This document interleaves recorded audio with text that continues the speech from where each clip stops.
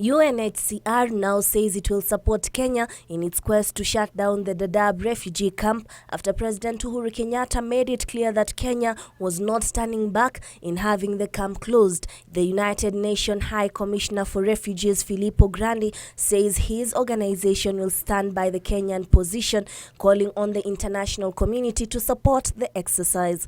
Speaking in Nairobi, Grandi noted that some of the refugees are hesitant to return back to Somalia due to insufficient financial and humanitarian support from their government as well as the international community. First of all, political action to solve the conflicts that generate them.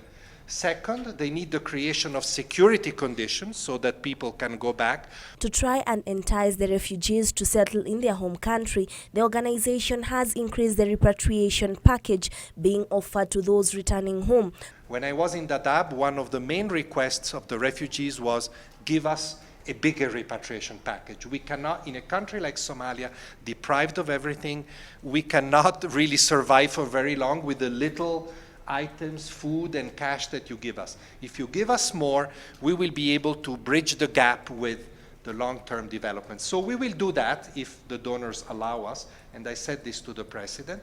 Grandi is also urging the international community to increase its pace in contributing pledged finance and humanitarian aid to the Somalia government aimed at revamping the country's infrastructure in hardship areas. And they need the mobilization of development actors, big ones, big bilateral donors.